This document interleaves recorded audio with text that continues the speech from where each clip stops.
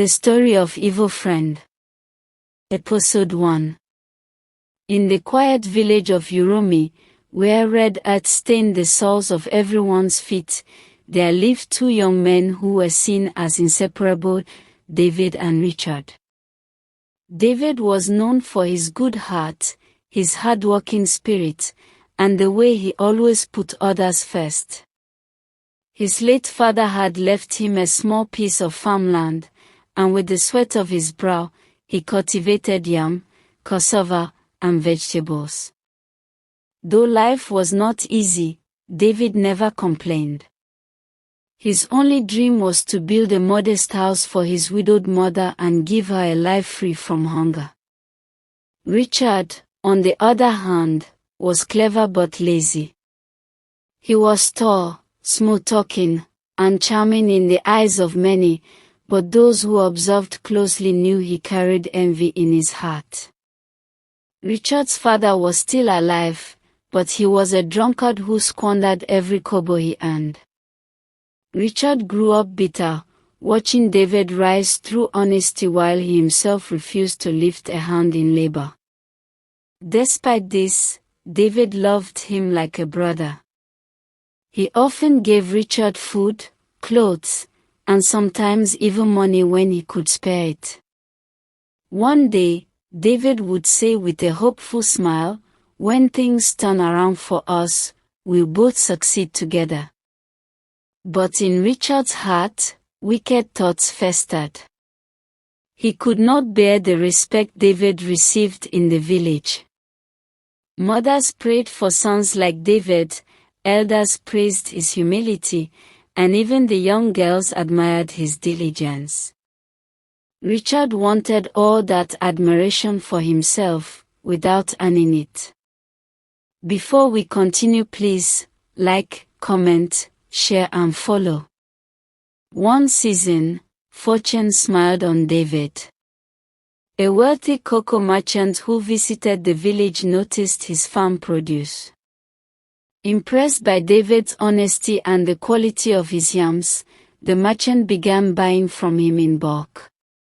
Slowly, David's life began to change. He repaired his mother's leaking roof, bought new clothes, and even began making plans to marry Esther, the daughter of a palm wine tapper who admired him deeply.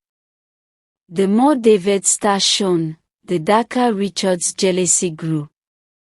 He often smiled in David's presence, but behind those smiles was hatred. One evening, as the crickets chirped and the moon hung low over the village, Richard sat with David under the big mango tree.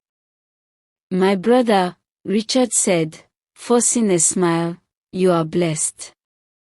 Everything you touch prospers. I thank God for your life." David, with his trusting heart, believed him. He never imagined Richard's words were coated with bitterness. Please don't forget to click on the follow button before we continue. Richard began to plot.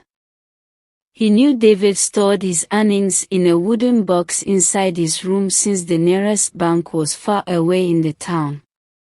He also knew that David's biggest dream was to marry Esther once he had saved enough.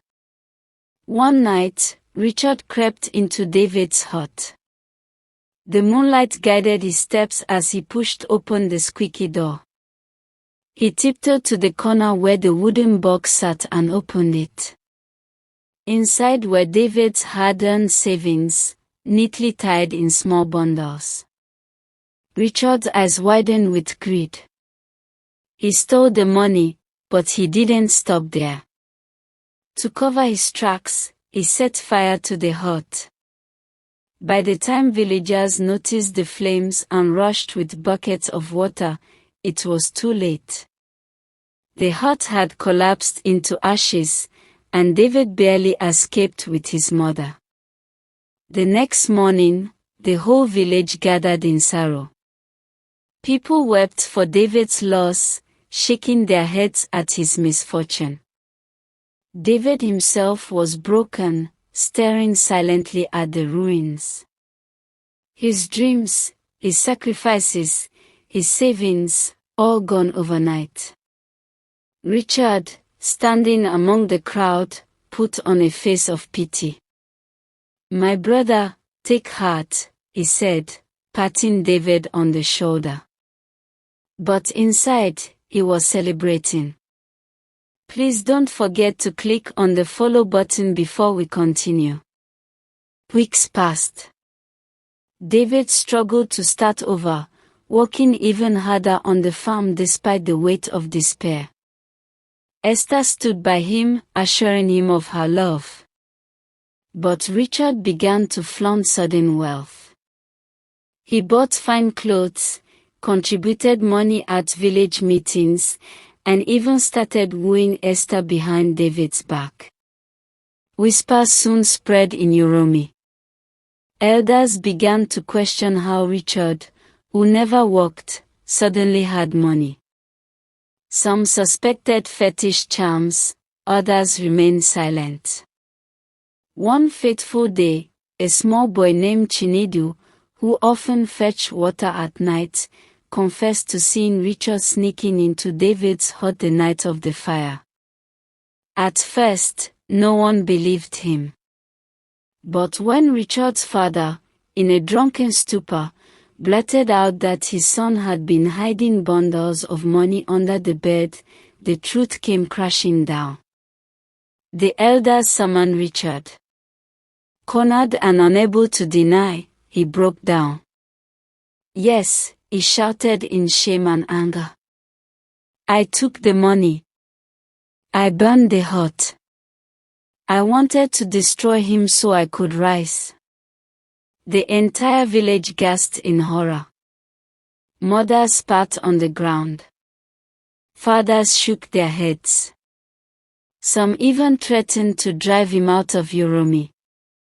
David stood in silence, his heart shattered. Tears filled his eyes, not for the money, not for the house, but for the betrayal of the one he called brother. The aftermath. Richard was disgraced.